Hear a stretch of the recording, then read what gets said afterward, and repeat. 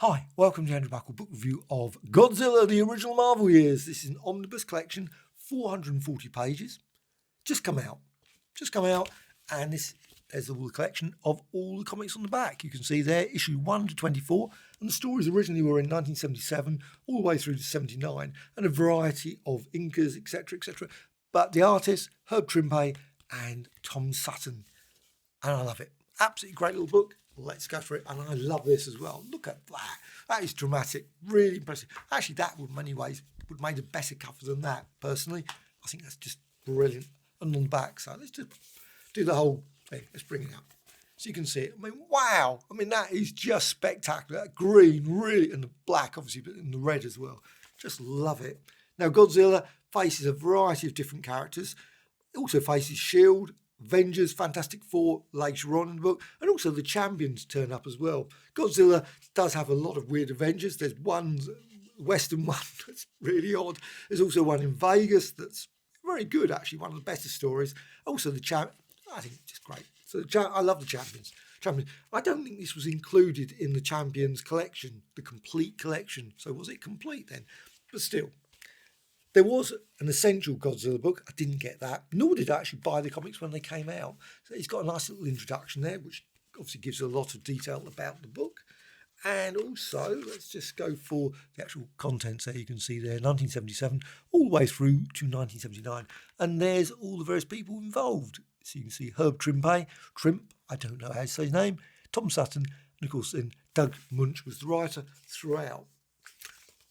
First one there, you can see the covers. They got all the covers, which is good. There's not many extras. In fact, very few extras, which is a pity. You think that a few inked pages could have been added. Also, weirdly, the letters pages are missing. I love the letters page. I assume, because I haven't got a single issue to test that they were included in the original comics, but they've sort of cut them off. I hope that's not a sign of future ones where they decide, oh, let's cut the letters page. They're the best bits sometimes. The comics are good, of course. They come in, so you get the origin. You get the origin of him, and you can see him there with a pipeline there, dragging things around. And there's quite a lot of times when he's just doing various damage to things, goes to various cities, like the films. I love those films. They're great. But I mean, I always think afterwards, you think, oh, San Francisco, it wouldn't be much, especially when you got that, a radioactive breath. I mean, blasting that would be pretty hot. And plus, it's radioactive. I think you'd be finished. You wouldn't have a chance. And you can see the whole place goes up. Like I say, he, of course, no problem whatsoever. I assume he's completely fireproof. Now, the variety of characters turn up. Nick Fury doesn't really turn up. Turn up once. You got Dugan, Dum Dum Dugan, all the way through the story. And also a few other characters. They don't really have much of a role, these characters. Some do. The young lad there, there he does. There him. He does have a bit more of a role later on. You can see there.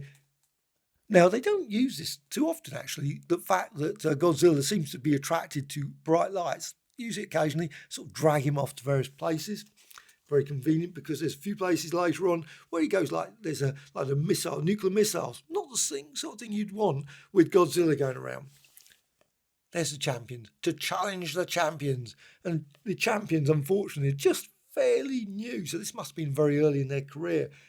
Obviously, no one really particularly knows about them. Weirdly, though, you would have thought Dugan would have known about Hercules, and also you would have thought that he would have kept up with Iceman and Angel, and Black Widow as well. I mean, wasn't she part of the S.H.I.E.L.D.? Doesn't seem to actually, who are this lot? Very odd. But still, I mean, some very dramatic. And this is, to me, when I was looking at this was like the Hulk comic that I've never seen. And this is why I bought it, actually, after seeing the one on Michael Vaughan's brilliant video talking about it, and also I've seen a few other videos since. I thought, wow, this looks absolutely great. Love this sort of period of like the Hulk comics. So I thought I must get this. This character here. He's of course created loads of other sort of monsters as well. Jack Kirby like lots and lots of monsters. Now you don't get huge amounts of monsters in this.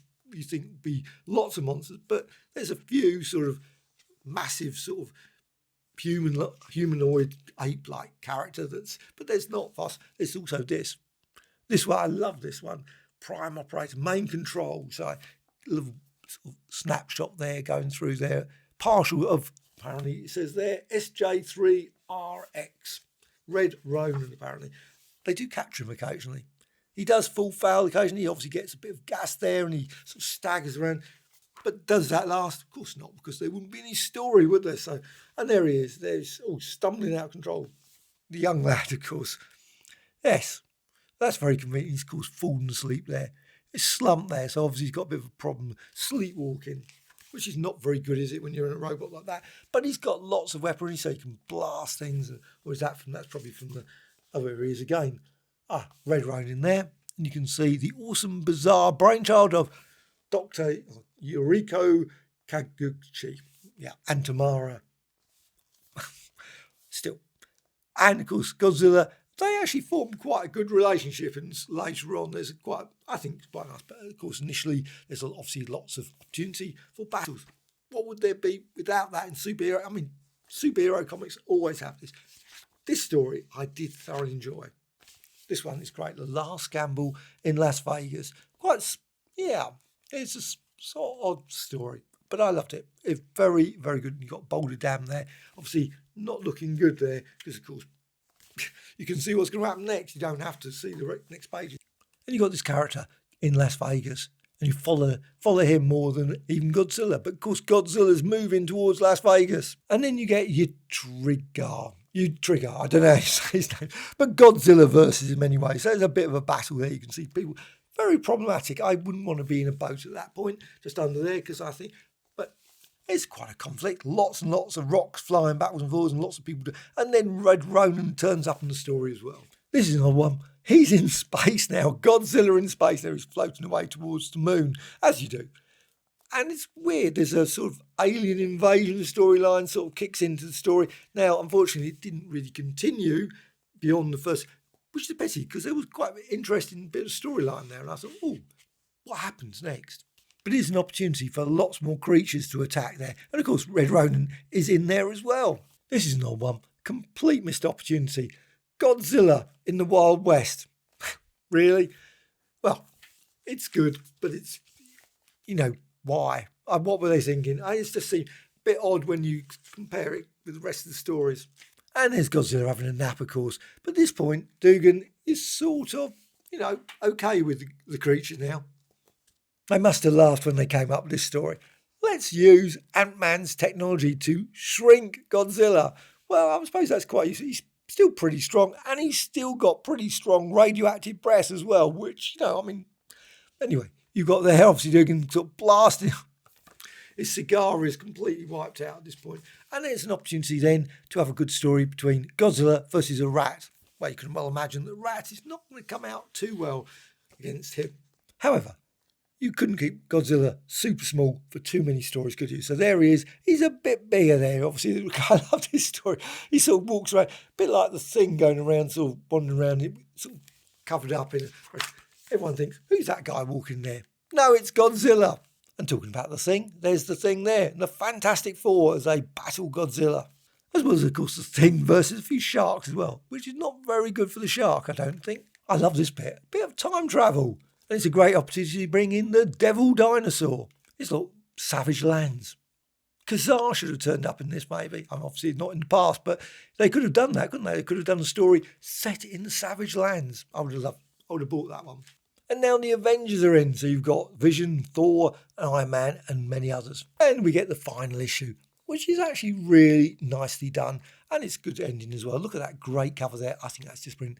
And lo, a child shall lead them. You can guess, of course, the child that they're talking about.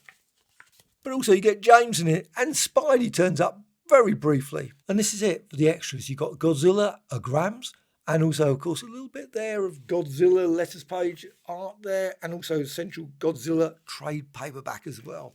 And at the end, you've got, of course, the cover of the book as well. That's it. Well, I absolutely loved it. I must admit, the stories, probably about half, are really good. And you've got a few that are just average stories, things like the Western story. I really was not. I flicked through very quickly.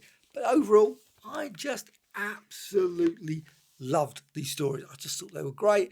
They're very easy to read. Are they super special stories? I don't know. But I just generally thoroughly enjoyed reading everyone. And I'm really glad I picked this book up. And it's one of those ones that you think, yes, I better get it because I know what's going to happen. suddenly the license or whatever will go, and then of course this book will become very tricky to pick up. So if you're going to pick up this one, I would suggest maybe picking it up very quickly, because who knows with these sort of things, lots of these sort of licensed properties, always hard. Absolutely, totally recommended.